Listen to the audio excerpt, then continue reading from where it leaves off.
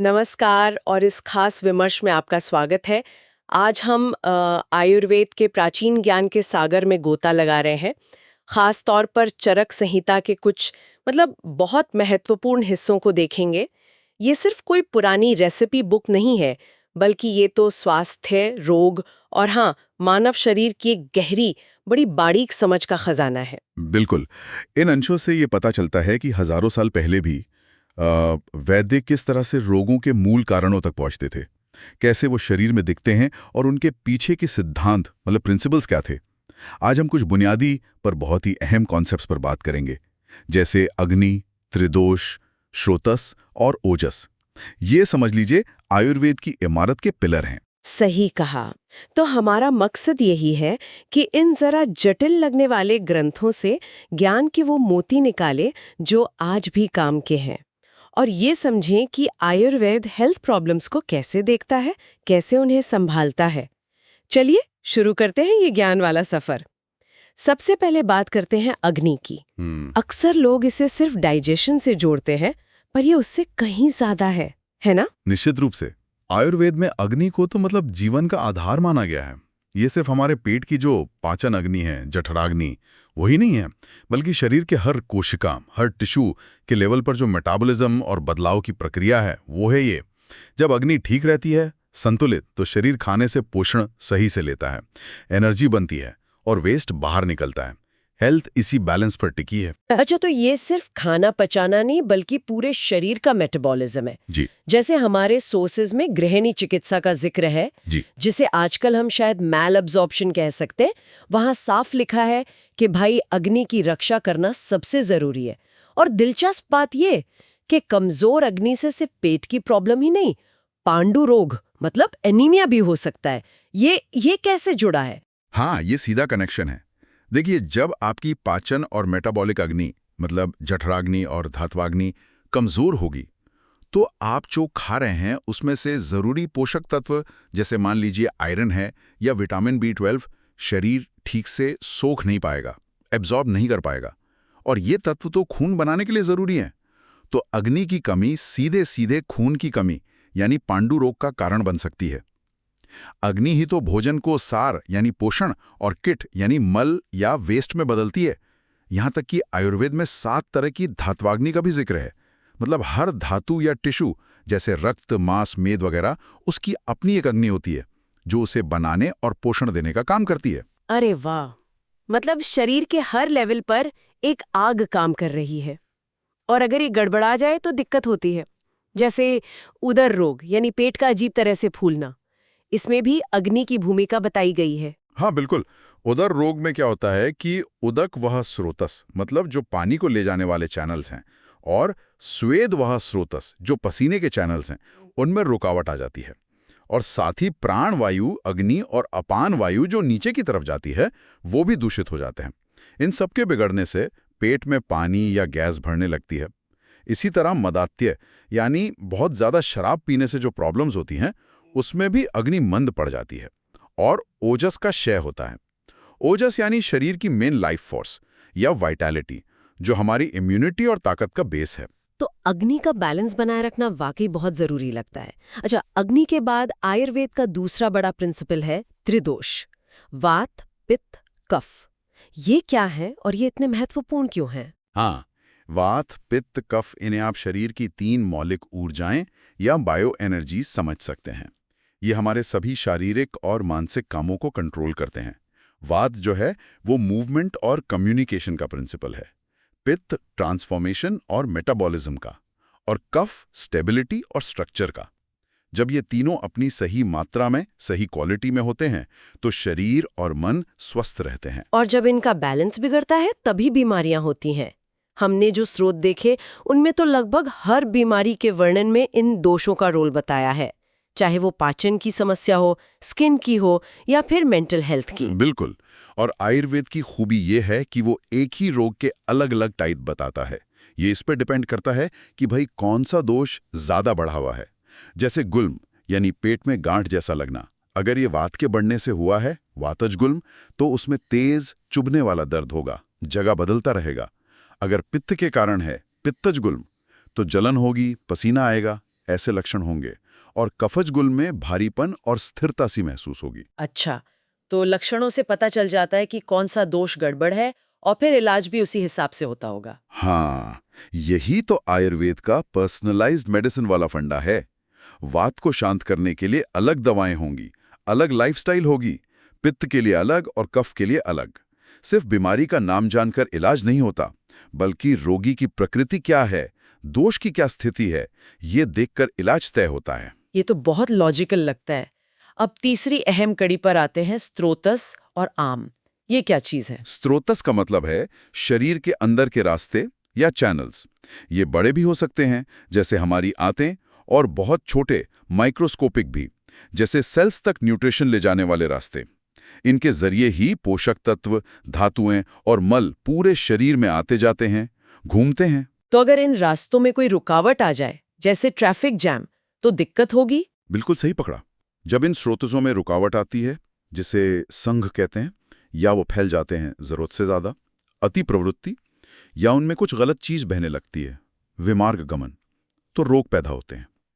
जैसे हिक्का श्वास, मतलब हिचकी या सांस लेने में तकलीफ, उसमें प्राणवाह स्रोतस यानी सांस लेने वाले चैनल्स में कफ और वात रुकावट पैदा कर देते हैं।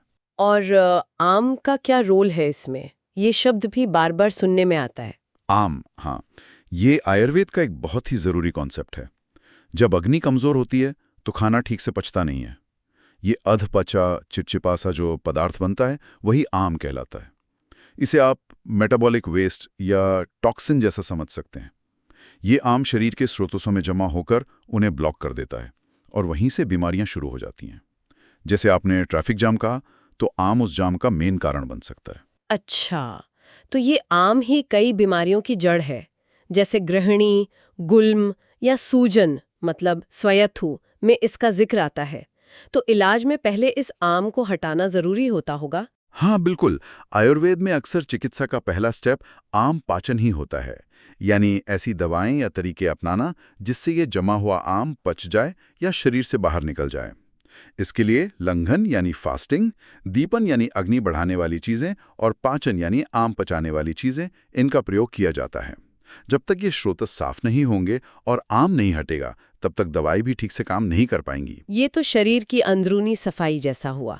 और इसी सफाई से जुड़ा एक और शब्द है पंचकर्म।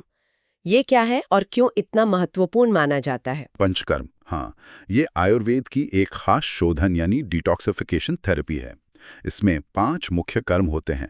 वमन यानी दवा देकर उल्टी कराना, विरेचन यानी दवा देकर दस्त कराना, बस्ती यानी मेडिकेटेड एनीमा देना, नस्य यानी नाक में दवा डालना, और रक्त मोक्षण यानी अशुद्ध खून निकालना। इनका मकसद शरीर में बढ़े हुए दोषों और जमा हुए आम को जड़ से बाहर निकालना होता है। कई रोगों जैसे गृहिणी, गुल्म, श्वास, प्रमेह, उदर रोग, उन्माद और यहाँ तक कि विष चिकित्सा में भी पंचकर्म का जिक्र है। हाँ, लेकिन ये ध्यान रखना बहुत जरूरी है कि पंचकर्म हर किसी के लिए नहीं होता, और इसे हमेशा एक क्वालिफाइड वैद्य की देखरेख में ही करना चाहिए। पंचकर्म से पहले स्नेहन यानी ऑयलेशन और स्वेदन यानी स्टीम देना, ये किया जाता है। ये एक तरह से शरीर को तैयार करना है ताकि दोष ढीले होकर आसानी से बाहर निकल सकें। किस मरीज को कौन सा कर्म कराना है, ये उसकी प्रकृति, दोष की स्थिति, उसकी ताकत और रोग की स्टेज पर निर्भर करता है। ये पूरी तरह से पर्सनलाइज्ड है। इन बुनियादी प्रिंसिपल्स अग्नि, दोष, स्त्रोतस, आम और पंचकर्म को समझने के बाद चलिए अब कुछ खास बीमारियों के उदाहरण देखते हैं जो हमारे स्रोतों में है, और समझने की कोशिश करते हैं कि आयुर्वेद उनमें इन प्रिंसिपल्स को कैसे अप्लाई करता है।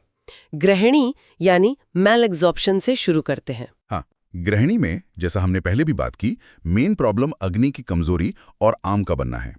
इसलिए इलाज का मेन फोकस अग्नि को ठीक करना और आम को पचाना होता है। इसमें तक्र यानी छाछ का बहुत महत्व बताया गया है, क्योंकि ये अग्नि भी बढ़ाती है और आंतों की ग्रहण शक्ति यानी ग्राही गुण को भी सुधारती है।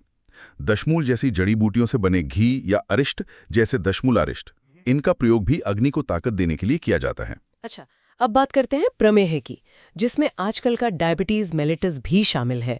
स्रोतों में इसके 20 प्रकार बताए गए हैं। ये क्लासिफिकेशन कैसे काम करता है? ये क्लासिफिकेशन मुख्य रूप से यूरिन के लक्षणों और कौन सा दोष बढ़ा हुआ है, इस पर आधारित है।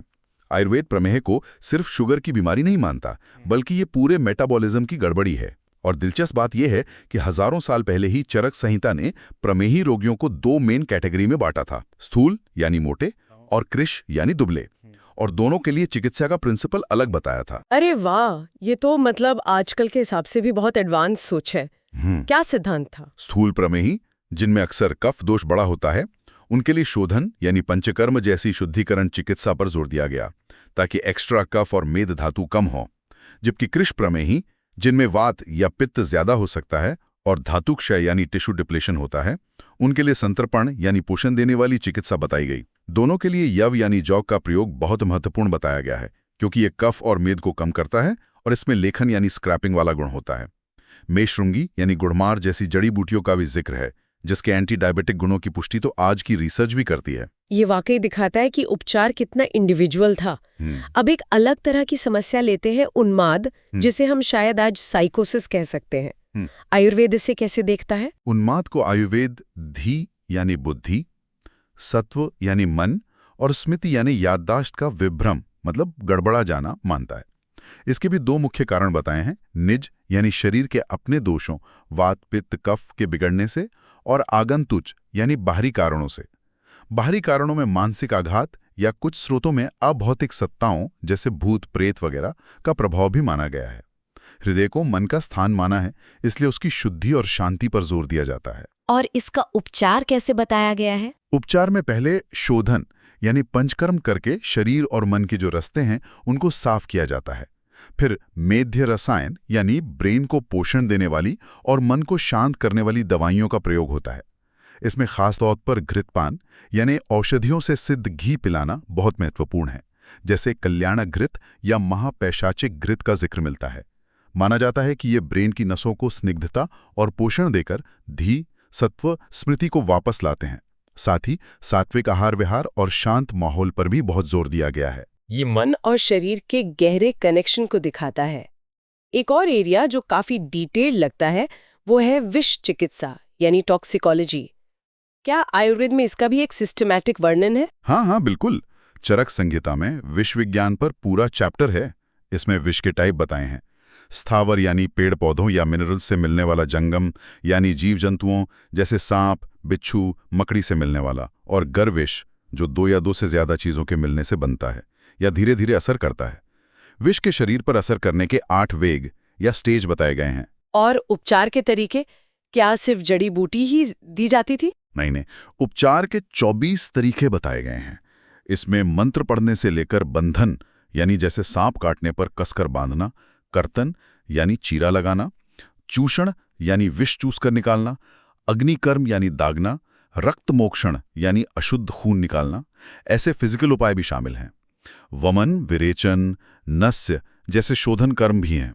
हृदयावरण यानी हार्ट को विष के असर से बचाने के उपाय, अंजन यानी आंख में दवा डालना, और खास एंटीडोट्स यानी अगध जैसे महागंधहस्ती अगध या मृत संजीवन अगध का भी जिक्र है।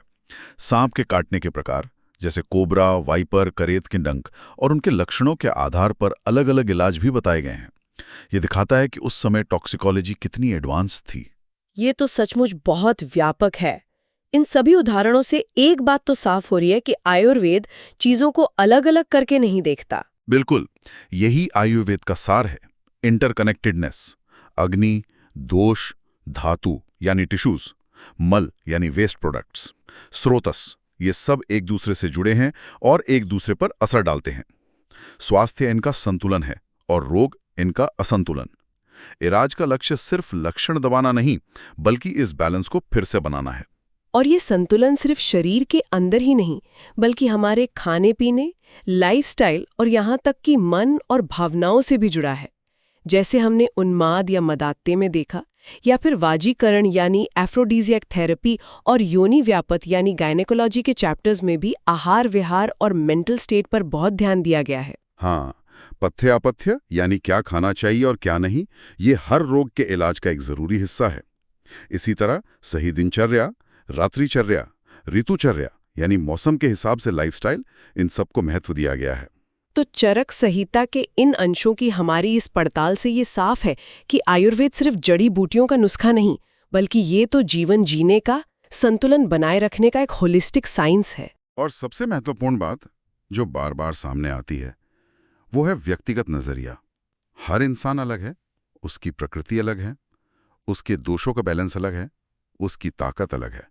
इसलिए इलाज भी हमेशा व्यक्ति केंद्रित मतलब पेशेंट सेंट्रिक होता है। ये हजारों साल पुरानी पर्सनलाइज्ड मेडिसिन है, समझिए। इस पूरी चर्चा से मेरे मन में एक ख्याल आ रहा है, आज की तेज रफ्तार जिंदगी में जहां हम अक्सर अपने शरीर के सिग्नल्स को नजरअंदाज कर देते हैं, क्या ये प्राचीन ज्ञान हमें कुछ सिखा सकता है? भले ही हम किसी खास बीमारी का इलाज न ढूंढ रहे हों, पर सिर्फ अपनी अग्नि यानी डाइजेशन और मेटाबॉलिज्म का ध्यान रखना या अपने शरीर में वात, पित्त, कफ के बैलेंस के प्रति थोड़ा अवेयर होना, क्या ये हमारे रोजमर्रा के स्वास्थ्य और एनर्जी लेवल में बड़ा फर्क ला सकता है? इस पर सोचेगा जरूर। अगली बार फिर मिलेंगे एक और ज्ञान की गहराई में उतरने के लिए। धन्यवाद।